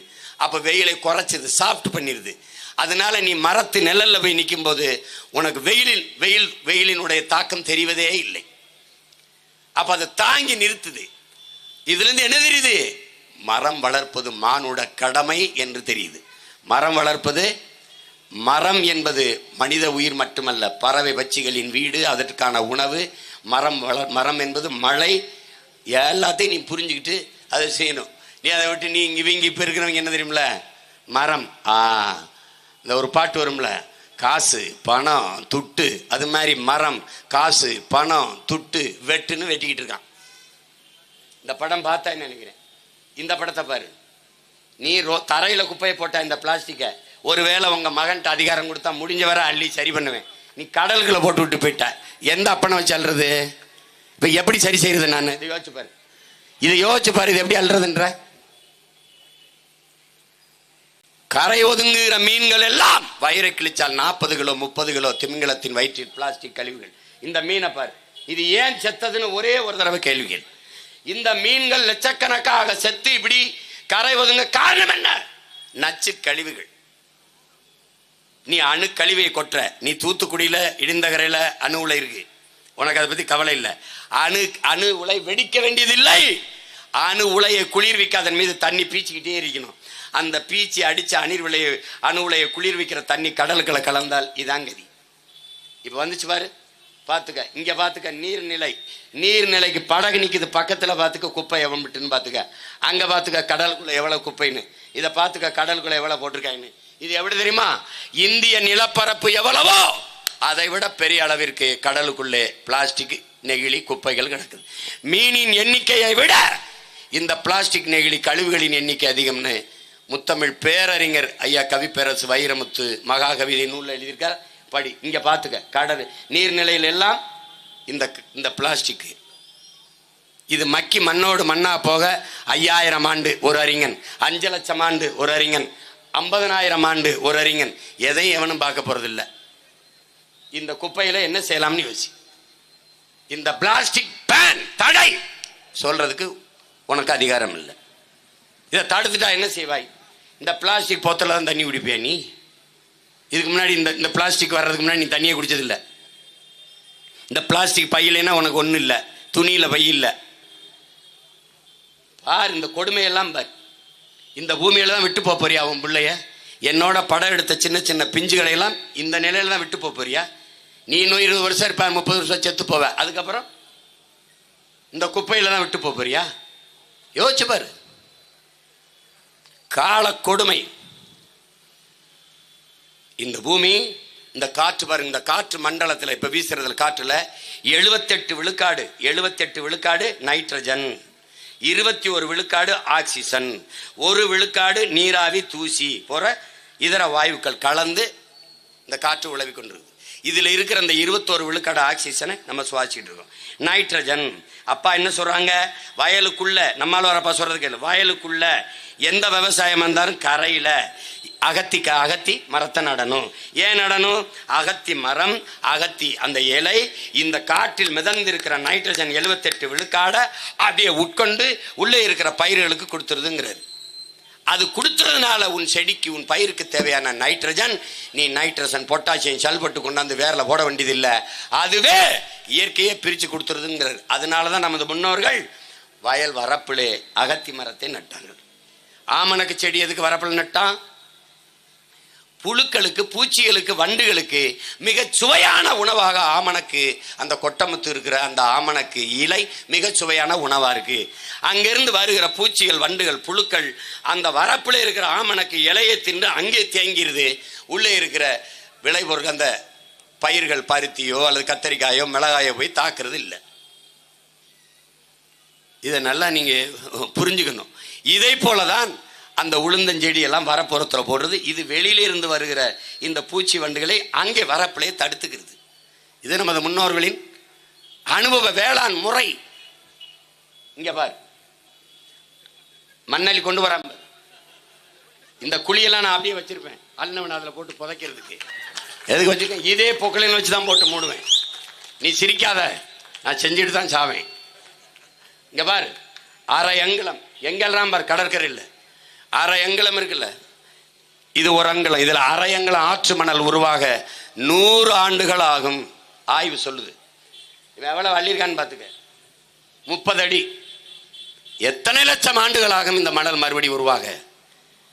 எப்படி உருவாகும்? மணல் இல்லைனால் என்ன சீமான்? மணல் இல்லை என்றால் ஆறு செத்து போகும். உலகத்தின் தலை சிறந்த நீர் வடிகட்டி மணல், உலகிலே தலை சிறந்த நீர் தேக்கி மணல். எப்படி வடிகட்டி? நான் சொன்னேன், நீங்களாம் சிரிச்சிங்க. ஒரு தம்பி இதுக்குனே போய் அவன் கடற்கரையில் நின்று பாடம் எடுத்தான். நானும் எடுப்பேன். நீங்க கடல் நீர் உப்பு கரிக்குது, ஆனால் 1 அடி தள்ளி போய் மண்ணை தோண்டுங்க, தண்ணி வரும், குடிங்க, உப்பு கரிக்காது. ஏன்? வடிகட்டிடுது. அருங்கொடை, இயற்கையின் கொடை. பார், இந்த மண்ணை எவ்வளவு தூரம் அள்ளிட்டு போயிட்டு இருக்கான்னு பாரு. இதை காசா நினைக்கிறான். என் தோலை நீ செதுக்கிட்ட, காற்றில் மிதந்து வர நோய் தொற்றி நான் 1/2 மணி நேரத்தில் கீழே விழுந்து செத்துருவேன். அது மாதிரி பூமி தாயின் தோலை செதுக்கி கொண்டு போயிட்டு இருக்க. அவன் செத்துருவா. அவன் செத்துட்டாங்கிற நம்ப மாட்ட.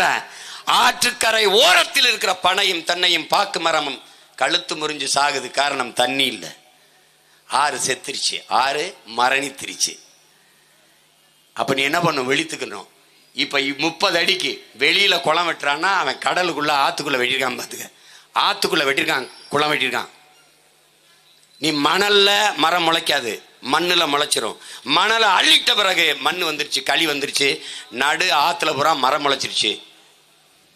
என் தம்பி ஒருத்தங்க அண்ணன் கடை மடக்கி தண்ணி வெள்ளைன்னு, மடக்கே தண்ணி வெள்ள. நிலைமை இப்படி இருக்குது. இதை நன்றாக என்னுடைய அன்பு தம்பி தங்கைகள், அறிவார்ந்த எனது பெற்றோர்கள் புரிந்து கொள்ளணும். இந்த பூமி என்பது நாம் போற்றி பாதுகாக்க வேண்டிய பொக்கிஷம். நம்முடைய தாய். தாய்க்கு நோய் வந்தால், என் தாய்க்கு காச நோய் இருந்தால் எனக்கு வரும். என் தாய்க்கு தலைவலி இருந்தால் அது தொடர் நோயாக எனக்கு வரும். மருத்துவர்கள் கேட்பார்கள், உங்க அப்பா உங்க குடும்பத்தில் இருக்கா அது இதய நோய் இருக்கா, ஹார்ட் அட்டாக்ல இருந்திருக்காங்களா, உங்களுக்கு உங்க பாட்டன் தாத்தா பாட்டியா இருக்கா அது காச நோய் டிபி இருந்திருக்கா கேட்பார்கள். அது பரம்பரையாக வரும். தாய்க்கு நோய் இருந்தால் அது சேய்க்கு வரும். அதுபோல பூமி தாய்க்கு நோய் இருந்தால் உலகில் வாழ்கிற எல்லா உயிரினங்களுக்கும் வரும். தாயின் மார்பிலே நாம் பால் குடித்தோம், நாம் உயிரோடு வாழ்கிறோம். பூமி தாயின் மலை மார்பிலே பல லட்சக்கணக்கான உயிர்கள் பால் குடித்து வாழ்கிறார்கள். நம்மிலும் நம்மை பெற்ற தாயிலும் மேலானவள் இந்த பூமி தாய். அவளுடைய மார்பாக இருக்கிற மலை, அதிலிருந்துதான் அறிவியில் இருந்தான். பார் எப்படி நொறுக்கியிருக்கான் பார். நீ மரங்களை வெட்டி வித்து விட்டாய், உங்கள் பிள்ளைகள் நாங்கள் நட்டு வைத்து விடுவோம்.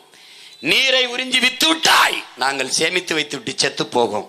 ஆனால் இந்த மலையை, இந்த மணலை யார் உருவாக்குவது? எந்த சாமி? உன் தொழுகை, உன் ஜபம், உன் வழிபாடு இதை உருவாக்குமா? சொல்.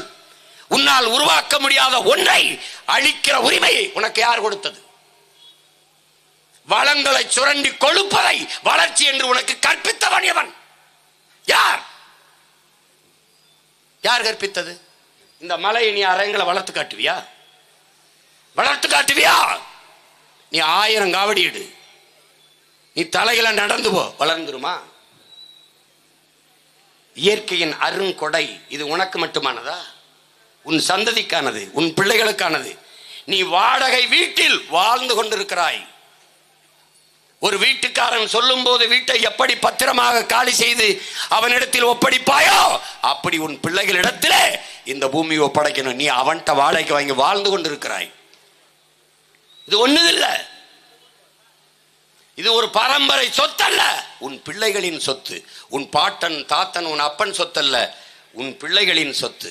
அவன்கிட்ட பத்திரமா ஒப்படைக்கணும். நீ இந்த மலையை நொறுக்கினாய், என்ன செய்தாய்? ரோடு போட்டாய். இந்த மலையை நொறுக்கினாய், மாளிகை கட்டினாய். நீ நினைத்துக் கொண்டிருக்கிறாய் மாளிகை என்று, உன் பிள்ளைகளுக்கு கட்டிய மாளிகை என்று இல்லை, உன் சந்ததிக்கு கட்டின சமாதி என்பதை நீ மறந்து விட்டாய். நீ இதை நொறுக்கி கல்குவாரி ஆக்கி ரோடை போட்டாய். எங்கே போகிறாய் வேகமாக? வீட்டுக்கு அல்ல, சுடுகாட்டுக்கு என்பதை நீ மறந்து விட்டாய். விழித்துக் கொள்ள வேண்டும் என்ன தம்பி தங்கைகளே. தமிழனை தவிர உலகில் இந்த அரசியலை எவனும் பேச மாட்டான். ஏன்?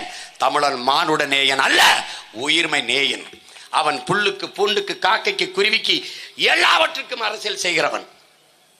எங்களுடைய அரசியல் கோட்பாடு, எங்களுடைய தாத்தா காமராஜர், அரசியல் என்பது முழுக்க முழுக்க மக்களுக்கான சேவைதான். சரிதான், ஏற்கிறோம். எங்கள் உயிர் தலைவன், அரசியல் என்பது மக்களின் மீது அதிகாரத்தை செலுத்துகிற விவகாரம் அல்ல, அது மக்களுக்கு ஆற்றப்படுகிற தொண்டு, அதையும் ஏற்கிறோம். ஆனால் அதை தாண்டி ஒரு கோட்பாட்டை வகுக்கிறோம். அதுதான் அரசியல் என்பது எல்லா உயிர்களுக்குமான தேவையும் அதை நிறைவு செய்யும் சேவையும் தான் அரசியல். இது எங்கள் கோட்பாடு. பார், இப்படி இருந்த உன் நிலம் இப்படி ஆகிறது. தொழிற்சாலை வளர்ச்சி.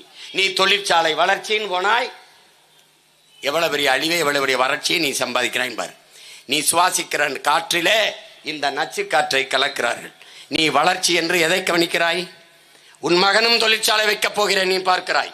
இதே தஞ்சை நிலத்திலே எண்ணற்ற தொழிற்சாலைகள் அவரவர் வாழ்விடத்திலே நான் உருவாக்கி நிலமும் வளமும் சார்ந்த தொழிற்சாலை வேலை வாய்ப்பு வளர்ச்சி.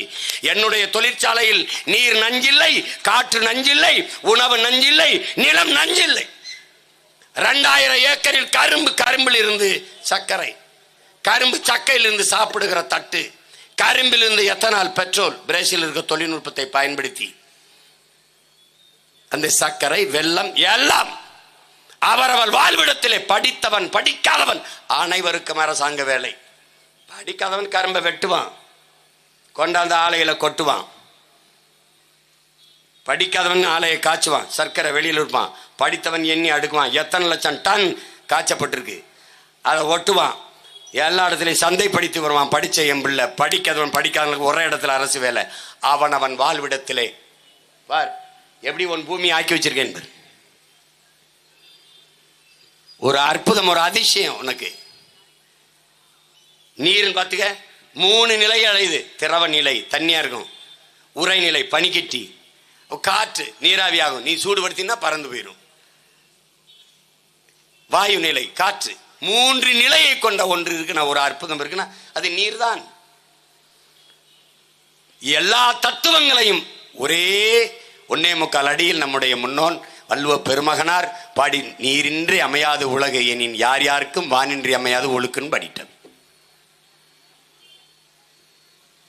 விசிம்பின் துளி விழி நல்லால் பசும்புல் தலை காண்பது அரிதுன்ட்டான். ஒரு துளி நீர் பூமியில விழாது, பசும்புள்ளின் தலை காண முடியாதுன்ட்டான். அந்த அது அது அது தலை கூட நீ பார்க்க முடியாதுன்ட்டான். இதை விட நீரின் அருமையை உலகத்தில் எவனும் பாட முடியாது. பார்த்துக்க, இங்க பார்த்துக்க. சிங்கம் பிளாஸ்டிக்கை திங்குது, காகம் இவன் தண்ணியை குடிக்கிறதுக்கு மண்டையை விட்டு ஒன்றும் இல்லை திட்டிட்டு இருக்கான். அங்கே பசு இவன் அவனே அடித்து தண்ணியை குடிச்சிருக்கான். கொத்துக்கிற விஷப்பாம்பு பயந்து ஓடலை, தண்ணியை கொடுத்தாரு குடிச்சிக்கிட்டு இருக்கு. நீ நல்லா கவனிச்சுக்கணும். நீ இந்த காக்கை அந்த ஜாடிக்குள்ளே கல்லை போடுது. நீ தூரம் இருந்து பார்க்கும்போது காக்கைக்கு எம்பிட்டு பேராசை. நீ படிச்சிருப்ப 5ஆப்பு 4ஆப்புல ஒரு குடுவையில் தண்ணி இல்லை, காக்கை ஒவ்வொரு கல்லா போட்டு அது குடிச்சதுன்னு. தண்ணி இல்லாமல் வச்சா அந்த அயோக்கிய பேலை பிடிச்சி அடிக்காம அது ஒவ்வொரு கல்லா எடுத்து போட்டு அது நிறைஞ்ச வர குடிக்குது. நீ நினைக்கிற பேராசை என்று இல்லை, காகத்தின் தாகம் என்பதை நீ புரிஞ்சுக்கணும். அவ்வளவு தாகம் இருப்பதால் தான் அவ்வளவு தேடுது. இந்த பாவம் உன்னை விடுமான்னு பாரு. சிங்கத்தை பார்த்தா எல்லாம் பயந்து ஓடின. அந்த காட்டுக்குள் போய் கொழுப்படுத்து போய் நீ பிளாஸ்டிக் போத்தலை போட்டு, எங்க உங்க மகன் ஆட்சிக்கு வந்தானே நீ பிளாஸ்டிக் போட்டு பார்த்துருவோம் வச்சிரு. பேன் வந்தவன தடை. எல்லாம் வெள்ளவோ துணிப்பை, வாழை இலையில பை இருக்கு, துணியில பை இருக்கு, நார்ல பை இருக்கு, கோணி சாக்குல பை இருக்கு. ஏன் உன் துணிப்பையில வாங்கினா வராதா? நான் தடை பண்ற வரதா? மாற்று இருக்கா? இல்ல இருக்கு. எல்லாவற்றுக்கும் மாற்று இருக்கு. எல்லாவற்றிற்கும் மாற்று இருக்கு. இருக்கிறது. இயற்கை எல்லாவற்றையும் தந்திருக்கிறான். நீ தாயின் மாரில் பால் குடி, மாரை அறுத்து ரத்தம் குடிக்காதே. நீ என்ன செய்து கொண்டிருக்கிறாய்? தாயின் மாரை அறுத்து ரத்தம் குடித்துக் கொண்டிருக்கிறாய். அதான் இங்க இருக்கிற கொடுமை. இங்க பாருங்க எப்படின்னு, என்ன பாடுபடுதுன்னு பாரு. இது உலக உயிர்களுக்கு நாம் செய்யற கொடுமை. இப்ப இருந்து என்ன தெரிஞ்சுக்க, தண்ணீர் மானுட தேவை மட்டுமல்ல, உலக உயிர்களின் உயிர் தேவை. எனக்கு தாகம் என்றவனை போத்தல்லை கொடுக்கிறார்கள். காகம் என்ன செய்யும்? கொக்கு என்ன செய்யும்? நாய் என்ன செய்யும்? நரி என்ன செய்யும்? ஒரு தடவை சிந்தித்து பாருங்கள் என் அன்பு சொந்தங்கள், ஒரே ஒரு முறை சிந்தித்து பாருங்கள். இதை பற்றி இவர்கள் சிந்திக்க மாட்டார்கள். இந்த தண்ணியை பற்றி அவர்களுக்கு கவலை இல்லை. டாஸ்மார்க்கில் விற்கிற தண்ணியை பற்றி தான் இந்த ஆட்சியாளர்கள் அதிகம் கவலைப்படுவார்கள், சிந்திப்பார்கள். பூமினா நினைக்கிற வெறும் மண்ணுன்னு நினைக்கிற இல்லை. நம் தாய், நம் தாயின் மடி. முத்தமிழ் பேரறிஞர் ஐயா வைரமுத்தவர்கள் சொல்லுகிறார்கள், தாய்ப்பாலும் மண்ணும் பாலும் தாய்ப்பாலும் எளிதாக கிடைப்பதால் மானுட சமூகம் மதிப்பதில்லைன்னு. இது காலு கீழே மிதிக்க விடுதில்ல, அதனால அவனுக்கு இழிவா தெரியுது. ஐயா கவிக்கோ அப்துல் ரஹ்மான், என் அன்பு பிள்ளைகளே, அந்த கவிதையை நல்லா கவனிங்க. உன்னை பெற்றவள் நீ இறந்தவுடன் பிணம் என்று தள்ளி விடுகிறாள். வயிற்றிலே 10 மாதம் சுமந்தவள் தன் கருவறையிலே உயிர் கருவறையில வைத்து உன் உயிரை பிரசவித்தவள் நீ இறந்தால் பிணம் என்று தள்ளி விடுகிறார்கள். உன் உடன் பிறந்தார்கள் உறவுகள் பிணம் என்று தள்ளிவிடுகிறார்கள். எல்லாரும் நிராகரித்ததை மறுபடியும் வா என்று தன் வயிற்றுக்குள் வாங்கிக் கொள்பவள் இந்த பூமி தாய்தான் என்கிறார். நீ ஆழமா கவனிச்சுக்கணும், இது நல்லா புரிஞ்சுக்கணும் நீ. அதனால அதன் அருமை தெரியாம நம்ம அதான் எங்களுடைய ஈழத்து பாவேந்தன் புதுவை ரத்தினதுரை எங்கள் அண்ணன், உங்கள் தாய் நிலத்தை பேரன்பு கொண்டு காதலியுங்கள் என் அன்பான மக்களே. உங்களை பெற்ற தாயோ 10 மாதம்தான் உங்களை கருவறையில் சுமக்கிறார். ஆனால் இந்த பூமி தாயோ உங்கள் வாழ்நாள் முழுக்க உங்களை சுமக்கிறார். நீங்க பிறந்த உடனே அன்னையின் மடியில் இருந்து அடுத்தடி எடுத்து வைத்தது அவள் நெஞ்சில் தானே, அவள் மடியில் தானே. நீங்கள் இறந்த பிறகு புதைந்தோ எரிந்தோ சாம்பலாவதும் அவள் நெஞ்சில் தானே. அதனால் என் அன்பு மக்களே, பேரன்பு கொண்ட உங்கள் தாய் நிலத்தை காதலியுங்கள் என்கிறார். இல்ல பூமிங்கிறது வெறும் மண்ணும் நினைக்காத, பல லட்சக்கணக்கான உயிர்களின் திரட்சி தான் நீ பார்க்கிற இந்த மண். நீ செடிக்கு தண்ணி ஊத்துற, அதை செடிகள் எடுத்துக்கொள்ள முடியாது. மரத்துக்கு தண்ணி ஊத்துற, மரம் எடுத்துக்கொள்ள முடியாது. அதன் வேர்களில் இருக்கிற கண்ணுக்கு தெரியாத நுண்ணுயிர்கள், பல லட்சக்கணக்கான உயிர்கள், பூஞ்சை, காளான், பாக்டீரியாக்கள் தங்கள் உணவுக்கு அதை உண்டு அதை மரம் செடி கொடிகளுக்கு உணவாக மாற்றி கொடுக்கிற மகத்தான பணியை கண்ணுக்கு தெரியாத நுண்ணுயிர்கள் செய்கிறது. அதை கொல்வதற்கு நீ ஒரு வழி வைத்திருக்கிறாய். அதன் வேரிலே நச்சு பாக்டம்பாஸ் 60, 20 பொட்டாசியம் சல்பட்டு நச்சு உரங்களை கொட்டி கொண்டு விடுகிறாய். இதான் அங்க இருக்கிற கொடுமை. நீ பெரிய, எங்க அப்பா கேட்டாங்க, நம்மால் அப்பா, நீ பெரிய அறிவாளி தானடா, பெரிய விஞ்ஞானி தானடா, சந்திரமண்டலத்தில் அனுப்புறாயிலடா, தோசமாவை புளிக்க வச்சு காட்டுறான்னு. பதில் இருக்கா அவன்கிட்ட? பாலை தயிராக்கி காட்டு, தோசமாவை புளிக்க வைத்து காட்டு. உன் அறிவியலால் முடியாது. இது யாரு புளிக்க வைக்கிறா? கண்ணுக்கு தெரியாத பாக்டீரியாக்கள், பூஞ்சை, காளான்கள். அவன்தான் பெரிய சயின்டிஸ்ட். நீ செத்து போனாய், உன் உடலை தின்னு தின்னு மண்ணோடு கொண்டு சேர்ப்பிப்பவன் அவன்தான். அதெல்லாம் நாம் அறிந்துக்கிறது இல்லை, அதை பத்தி கவலைப்படுறதும் இல்லை. இது வெறும் மண்ணு, அவ்வளவுதான். மண் இல்லை, நம் தாய், நம் அன்னை. பெத்த தாயை மூஞ்சியில காரி துப்புனா அப்படி இருக்கும், குப்பையை கொண்டு கொட்டினா அப்படி இருக்கும். அப்படித்தான் கொட்டி வச்சிருக்க, பார்த்துக்க. இது மண்ணோடு மண்ணாக என்று மக்கி போவது. சொல்லு, பூக்களால் மூட வேண்டிய, போர்த்த வேண்டிய உன் பூமி தாயின் முகத்தை எப்படிப்பட்ட கழிவுகளை வச்சு மூடியிருக்க என்பது. இது எத்தனை ஆயிரம் ஆண்டுகளில் இது சரி செய்வ? எப்படி சரி செய்வ? கடலில் நதி எங்கு கலக்கிறது? பிளாஸ்டிக் கழிவுகள் தான் கலக்கிறதுங்கிறார் ஐயா வைரமுத்தவர்கள். இதை அறிவார்ந்த தமிழ் சமூக தம்பி தங்கைகள் புரிஞ்சுக்கணும். பூமின்னா என்ன? சும்மா இவங்க ஏதோ பேசிட்டு இருப்பாங்க, சுற்றுச்சூழலும்பா அதுவும்பா. உன் மேல அக்கறை இருக்கிற பிள்ளைகளை தவிர, இந்த மண்ணை, இந்த மக்களை பேரன்பு கொண்டு காதலிக்கிற பிள்ளைகள் எங்களை தவிர எவனும் இதை உனக்கு கற்பிக்க மாட்டான். நீ ஓட்டு போட்டா என்ன, போடலான்னு என்ன. ஆனால் நாங்க நினைக்கிறோம்ல, அன்னைக்கு ஒருத்தன் சொன்னா, மணி நீர் மண்ணு மலை மணிநிலர் காடு முடையதாரன் எனக்கு கற்பிச்சான் எங்க அப்பன் நம்மாழ்வார். பூமியை பத்திரமா பார்த்துக்கணும்ப்பா, அதாப்பா நம்ம சாமின்னு. இன்னைக்கு நாங்க நினைச்சு பார்த்து பேசுறோம்ல, அன்னைக்கு நாங்கள் இல்லாது போனாலும் ஒரு தலைமுறை தஞ்சாவூர்ல முச்சந்தில் நின்று அன்னைக்கு அந்த பிள்ளைங்க கத்துனாங்கயா, அப்ப கேட்கலையாவேன் அப்படின்னு. நீ கேட்க மாட்ட.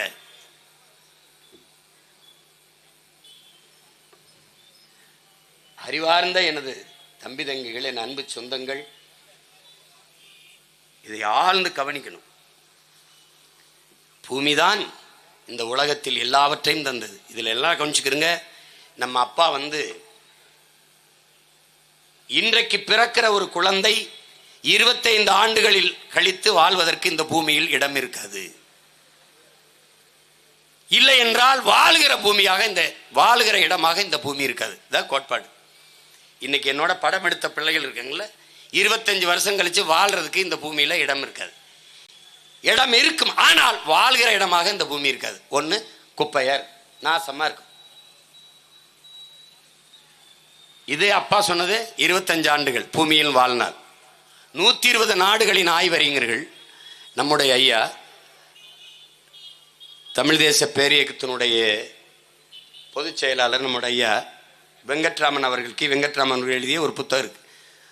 அறிவியல், சூழியல், அறிவியல், அரசியல்னு ஒரு புத்தகம் இருக்கு. சின்ன புத்தகம் தான், என் தம்பியெல்லாம் வாங்கி படிங்க. 120 நாடுகளின் ஆய்வறிஞர்கள், சூழியல் ஆய்வறிஞர்கள் ஆய்வு செய்து ஐநாவில் உலக பெருமன்றத்தில் ஒரு அறிக்கை தாக்கல் செய்கிறாங்க. 12 ஆண்டுகள் தான் பூமியில் வாழ்நாள் இருக்குது, அதுக்குள்ள பூமியை காப்பாற்றிக்கிறங்கன்ட்டு. அந்த நேரம் கொதிச்சு கொந்தளிச்ச அந்த அறிஞர்கள், விஞ்ஞானிகள், அவன் நாட்டுக்கு போனாலும் குளிர்காத்து பத்தவன கோபம் தணிஞ்சிருச்சு. ஐநாவில் அந்த நேரம் ஆவேசப்பட்டு கைதட்டினவன், சபையை விட்டு வெளியேறினவன அவனுக்கும் முடிஞ்சிருச்சு. ஆனால் உலகெங்கும் எவனும் பேசலை. எழுதினவர் எங்க ஐயா வெங்கட்ராமன். கத்தி கொண்டிருக்கிறது நாம் தமிழ் கட்சியின் பிள்ளைகள். தெரு தெருவா கத்திக்கிட்டு எப்படியாவது இந்த பூமியை காப்பாத்துறான்ட்டு. இதோட பிரான்ஸ் மன்னியல் ஆய்வறிஞன் கிளாடு பூரிங்கோ இன்றும் இருக்கிறார். அவர் சொல்றாரு, என்னரும் பிள்ளைகளே, நம் இயற்கை அன்னை பூமி தாய் மரண படுக்கையில் கிடக்கிறாள், அவளை காப்பாற்ற ஓடி வாருங்கள். ஆதியில் நாம் காடுகளில் வேட்டையாடினோம், விலங்குகளை உண்டோம், காய்கனிகளை உண்டோம்.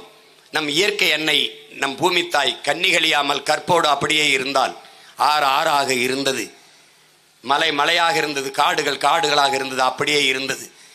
பிறகு வந்தவர்கள் பண வேட்டை ஆடினார்கள், பணத்திற்காக வேட்டையாடத் தொடங்கினார்கள். நம் பூமி தாய் 18 வயதிலே கற்பழிந்து விட்டால், கற்பழிக்கப்பட்டு விட்டால், 18 வயதிலே பாட்டி ஆகிவிட்டால், சாக கிடக்கிறாள், காப்பாற்ற ஓடிவார்கள்ங்கிறான். அப்ப அதே தான் உங்க உடன் பிறந்தவன் நானும் சொல்றேன். எப்படியாவது இந்த பூமியை காப்பாற்றணும். இந்த மணலை அள்ளி தின்று விட்டார்கள், நாம் அதை உயிர்ப்பிக்க முடியுமா? எப்படி முடியும்? உயிர்ப்பிக்கலாம். அதற்கு என்ன வழி? அருவி வரணும். அருவி எங்கிருந்து வரணும்? ஆறுல இருந்து வரணும். ஏரி குளத்தை நாம் வெட்டணும், கிணறை நாம் வெட்டணும், கண்மாயை நாம் வெட்டணும். ஆனால் ஆறை நாம் உருவாக்கினோமா? இல்லை. ஆறை உருவாக்கியது அருவி. அருவியை பிரசவித்தது யார்? மலை. அந்த அருவியை பூமிக்கு கொண்டு வந்தது யார்? மரங்கள். 300 அடி 400 அடி உயர்ந்திருக்கிற மரங்கள் மேகத்தை அறுவடை செய்து பூமிக்கு கொண்டு வந்தது. அதிலிருந்து ஒவ்வொரு துளியாக அங்கே இருக்கிற உயிரினங்கள், புல்லு, மரங்கள் எல்லாம் தன் உணவு தேவைக்கு போக மீதி துளிகளை உருட்டிவிட 1-2 அருவியாக கொட்டுச்சு. அங்கே அருவி ஓடி வருகிற போது அங்கே இருக்கிற சிறு குறு கற்களை ஒன்னோட ஒன்று உரச விட்டு மணலாக மேலே படர விட்டது. அதான் ஆத்து மணல். அதையும் நம்ம உருவாக்கல. இப்ப மண்ணள்ளி தின்னாச்சு, ஆறு செத்தாச்சு. இப்ப உயிர்ப்பிக்கணும். என்ன செய்யணும்? மறுபடியும் அருவி வரணும். அருவி எங்க உற்பத்தி ஆகுது? மலையில. இப்ப மலை என்ன ஆகுது? மலையே சாண்ட் ஆயிருச்சு. மலை மணலாக நொறுக்கப்படுகிறது. பிறகு எப்படி அருவி வரும்? எப்படி ஆறு உயிர்ப்பிக்கும்? இதை அறிவார்ந்த தமிழ் சமூக மக்கள் சிந்திச்சு பார்க்கணும். அப்ப இது புரிந்து கொண்டு, இது ஒரு சின்னதான், எனக்கு நேரம் ரொம்ப குறைவு. ஆனால் தேர்தலுக்கு இன்னும் 10-12 மாதங்கள் இருக்கு. தினம் கத்திக்கிட்டு இருப்பேன். கேட்டா கேளு, கேட்கலைன்னா போ, அது எனக்கு பிரச்சனை இல்லை. ஆனால் என் மரண படுக்கையில் நான் பார்க்கும்போது எனக்கு வலிக்காது. நான் என் பிறவி கடமையை செஞ்சிட்டேன். என்னால் முடிஞ்ச வரைக்கும் கத்திட்டேன். எங்க தாத்தா பட்டுக்கோட்டை பாடினார்ல, காலமறிந்து கூவும் சேவல் கணக்காய் கூவும், கவுத்தி போட்டாலும் நிற்காதுன்ட்டாரு. நான் கணக்காய் காலமறிந்து கூவிட்டேன். விழிப்பதும் மறுபடி படுத்து புரண்டு தூங்குவதும் ஓம் விருப்பம். வந்தா வா. என்னைக்காவது ஒரு நாள் இதெல்லாம் ஐயோ தப்புலன்னு நினைச்சினா, குடிக்க தண்ணி இல்லை, தாகத்தோட நின்னா மங்களா என் அண்ணன் முகம், உன் முகம், என் முகம்தான் வரும். வா, தேடி வா. இல்லைன்னா போ. இருந்தா உனக்காக நின்று போராடுறேன், இல்லைன்னா உனக்காக நான் வருந்துவேன். அவ்வளவுதான், வேற வழி கிடையாது. இப்போ வணங்குகின்ற சாமியையும் விட வாழுகிற பூமிதான் இங்கே. அது நமக்கு மட்டுமல்ல, பல கோடிக்கணக்கான உயிர்களின் உடைமை இந்த பூமி என்பதை நீ புரிஞ்சுக்க. பூச்சி, வண்டு, ஏன் உன்னை கடித்து தொந்தரவு பண்ற மூட்டை பூச்சி, கொசுவுக்கும் இந்த பூமி சொந்தம்தான், சொந்தம்தான். அதை நீ கவனிச்சுக்கணும். காலையில் கூட சொன்னேன், நீ ரொம்ப புத்திசாலி, கொசு வீட்டுக்குள்ள வராம வலையை அடிச்சுக்கிருவ. ஆனா கொசு உற்பத்தி ஏன் ஆகுதுன்னு யோசிக்க மாட்டேன். கொசு எங்கிருந்து உருவாகி வருதுன்னு யோசிக்க மாட்டேன். அப்பா சொன்னாங்க, அந்த சாக்கடை நீர் தேங்கி இருக்கிற இடத்துல முதலில் உருவாவது கொசு அல்ல, அரட்டலை. அந்த தவளை பூச்சி அந்த முதல் பருவம், அந்த அரட்டலையின் முதல் உணவு எது? கொசு முட்டை. கொசு முட்டை போட்டவொடனே எடுத்து சாப்பிட்ற ஆள் யாரு? அரட்டலை. உனக்கு தண்ணிக்குள்ள அரட்டலை போடும்போது அருவருப்பாக இருந்து ப்ளீச்சிங் பவுடரை போட்டு கொன்னுவுற, அரட்டலை செத்துருது. கொசு சுதந்திரமாக பல லட்சக்கணக்கான முட்டையை போட்டு குஞ்சை பொறிச்சு பறந்து வந்து உன்னை போட்டுருது.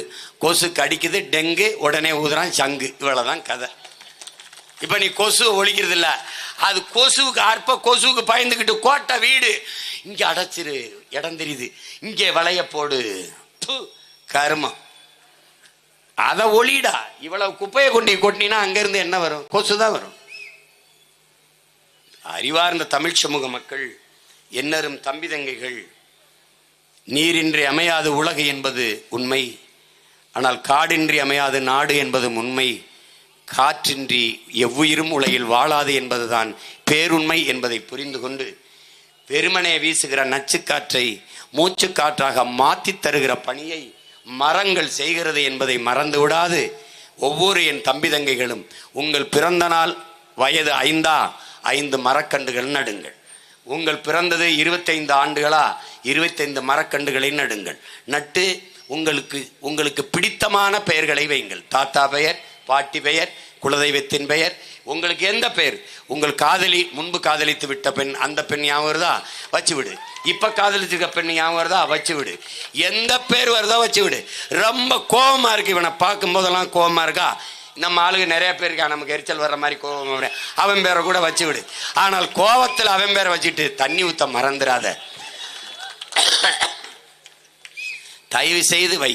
இல்லை என்றால் உங்க அண்ணன் அதுக்கும் ஆட்சிக்கு வந்து மரம் நடுவதை மக்கள் இயக்கமா செய்யும். நான் பல கோடி பனை திட்டம்னு அன்னைக்கு சிரித்தவர்கள் இப்போது காவிரி கரை நெடுக பனைமரம் நடுவோம் என்றிருக்கிறார்கள். நடுவோம் என்ற அறிக்கை, அவ்வளவுதான், அவ்வளவுதான். அதை நன்றாக கவனித்து வைத்துக் கொள்ளுங்கள். இந்த பல கோடி பனை திட்டம், 10 ஆண்டு பசுமை திட்டம் என்பது நம்முடைய திட்டம். மரக்கண்டு 10 மரக்கண்டுகளை நட்டு என் பிள்ளை காட்டிவிட்டால் வகுப்பறையில் பரீட்சை தேர்விலே 10 மதிப்பெண்கள் கூடுதலாக பிராக்டிக்கல் மதிப்பெண்கள் கொடுக்கும். 100 மரக்கண்டுகளை நட்டார், 1000 மரக்கண்டுகளை நட்டால் தமிழ் தேசிய குடிமகன் விருதை கொடுத்து 5 லட்சம். சாராயம் குடிச்சு செத்தவனுக்கே 10 லட்சம்னா நம்ம ஒரு 15 லட்சத்தை கொடுப்போம். மரக்கண்டை நட்டான், மரக்கண்டில் உன் பேரை வெட்டி வை, என்ன வேணாலும் வை, வச்சுக்க, நீ நட்டு வள. உனக்கு இடம் இல்லை, நான் வந்தவனை இடம் ஒதுக்கி தருவேன், நீ எங்கே போய் நட்டுறணும். தண்ணி இல்லை, ஓடுற அத்தனை சாக்கடை கழிவு நீரையும் சுத்திகரித்து தருவேன். சாலை போடுவதற்கு, வீடு கட்டுவதற்கு, மரக்கண்டுகளை நடுவதற்கு அந்த தண்ணீரை பயன்படுத்துவேன். கீழே தேறுகிற அழுக்கு மண்ணை உரமாக பயன்படுத்தி நீரை சுத்திகரித்து இதற்கு பயன்படுத்துவோம். தண்ணீர் நாங்கள் தருவோம், மரக்கண்டை நட்டு. ஆயிரக்கணக்கான மரம் நட்டுட்ட, கண்ணை தானம் பண்ணிட்ட, நீ உறுப்பை தானம் பண்ணிட்ட, உடலையே தானம் பண்ணிட்ட. நீ இறந்தால் அரச மரியாதையோடு உன்னை அடக்கம் செய்யும் நாம் தமிழர் அரசு. பிள்ளைக்கு தமிழ் பேரை வச்சிட்டியா, நிரந்தர வைப்பு தொகையாக 10,000 போட்டுரும் பிள்ளைக்கு. தமிழ் பெயரோட என் பிள்ளை சான்றிதழை கொண்டு அரசு பணிக்கு வருதா, வேலையில் முன்னுரிமை கொடுத்துரும். அது அரசு பள்ளி கல்லூரியில் படிச்சிருக்கா, வேலையில் முன்னுரிமை. என்ன வேலை கொடுத்துருவாய் சீமன், பொறுத்திருந்து பார், எல்லாருக்கும் வேலை இருக்கு. நீ எங்கேயும் வர வேண்டியதில்லை, நீ வாழ்கிற இடத்திலே கொடுப்பேன். ஆடு மாடு வளர்த்தல், பட்டுப்பூச்சி வளர்த்தல், தேனீக்கள் வளர்த்தல், நெசவு செய்தல், மீன் வளர்த்தல், எல்லாம் அரசு பணி, எல்லாம் அரசாங்க பணி. நீ பணம்பால், தென்னம்பால், மூலிகை சாறு, கல்லை இந்த குறிப்பிட்ட சாதி தான் இறக்கணும் இல்லை, எவனையும் இறக்கலாம். கவர்மெண்ட் சம்பளம் இறக்கி கொடுத்துட்டு போ, நாங்கள் விற்போம். கருப்பட்டி காய்ச்சி விற்போம். 1 கிலோ கருப்பட்டி அமெரிக்காவில் 1000 ரூபா. அவன் கருப்பட்டி இறக்குமதி செய்ய காத்திருக்கான், ஏற்றுமதி செய்ய வந்துட்டு உற்பத்தி இல்லை. நாம் வர்றோம், உலகத்துக்கு உணவை ஏற்றுமதி செய்கிறோம். எதை பற்றி இங்கே கவலைப்படாத. நீ காவிரியில் தண்ணி வரல, நம்ம பாட்டன் அரசேந்திர சோழன் கட்டிய வீரநாராயண ஏரி 16 கிலோமீட்டர். எங்கள் ஊர் ராமேஸ்வரத்துலேருந்து தலைமன்னாருக்கு கடலின் தூரம் 16 கிலோமீட்டர். அப்படின்னா ஒரு கடல். அந்த கடலை தூர்வாரி நாம் பராமரித்து ஒவ்வொரு ஆண்டும் கடலூரில் பெய்கிற அந்த நீரை தேக்கி பெரும் குழாய்கள் மூலமாக காவிரி படுகைக்கு தண்ணீரை தூக்கிட்டு வரல. நான் பிரபாகரன் மகனில் நீ ஞாபகம் வச்சுக்க. வஞ்சய மாட்டான். பாண்டியார் புன்னம்பலால் அணையை கட்டி திருப்புறேன். 6 மாவட்டத்தை கேரளாவை செழிக்க வைத்துட்டு இருக்கிறது என் நீர். நான் தடுக்கிறேன், அணையை கட்டுறோம், தூக்குறோம். எனக்கு உதவி மட்டும் செய், ஒன்றும் செய்ய வேணாம். ஓட்டை போட்டு வீட்டில் படுத்துக்க, நாட்டை என்கிட்ட கொடு, எப்படி கொண்டு வரேன்னு மட்டும் பாரு. இந்த பூமியை, தமிழ்நாட்டை உலகத்தின் சொர்க்கமா மாத்துறேன். இதை வைத்து எல்லாரும் முன்மாதிரியாக ஆட்சி செய்யற மாதிரி மாத்துவோம். முடியாதுன்னு மட்டும் நினைக்காத, நம்மளால முடியும், நம்ம ஓடத்தலாலே முடியும். ஓடுகிற தண்ணீரை தடுத்து பாசனத்திற்கு பயன்படுத்தி விட முடியும் என்று உலகில் ஒரே ஒருவன் சிந்தித்தான், நம்முடைய மூதாதை, நம் பாட்டன் கரிகால் பெருவளச்சோழன். ஓடுகிற தண்ணீரை தடுத்துட முடியும்னு உலகத்துல முதல்ல அவன் தான் சிந்திச்சான். 1800 ஆண்டுகளாகி இன்னும் இடியல. இவன் பாலத்தை கட்டிட்டு இந்த பக்கம் இறங்குறான், இடிஞ்சு விழுகுது. மோடி கட்டின ராமர் கோயிலே ஒழுகுது. பாராளுமன்ற கட்டடம் தண்ணீரால் நிறையுது. சிவாஜிக்கு ஒரு சிலை திறந்தார், திறந்துட்டு அவர் வீட்டுக்கு போறதுக்குள்ள மொத்தமாக உதிர்ந்து விழுந்துட்டுது. கவனத்தில் வச்சுக்கிட்டு வேலை செய்யணும். என்னரும் தம்பி தங்கைகள், உங்கள் முன்னால் உட்கார்ந்து இருக்கிறவர்களுக்கு மட்டும் இதை பேசலை. அண்ணன் நிறைய பேசணும்னு வந்த நேரம் ரொம்ப குறைவு. சிற்றூர்களை சீக்கிரம் முடிக்கணும்னு சொன்னேன். எங்கள் ஆளுகள் எல்லாம் நான் செஞ்ச தப்பு தான். எல்லாரையும் பேச பேச விட்டு பூரா மண்டை முழுக்க பூரா கருத்து. என்னை பாவம் பார்த்து நேரம் கொடுத்துருக்கான், ஏதோ வந்துட்டான் பேசுறதுக்கு, பேச வச்சு அனுப்பிடுவோம்னு. உலகம் முழுமைக்கும் என் பேச்சை உற்று கேட்கிற என் உயிருக்கு இனி என் உறவுகள், சாமியை விட பூமியை நேசிக்க வணங்க கற்றுக்கொள்வோம். நாம் வணங்குகிற சாமியையும் தாங்கி நிற்பவள் இந்த பூமிதான் என்கிற புரிதலோடு வாழ பழகுவோம். நன்றி, வணக்கம். நாம் தமிழர்.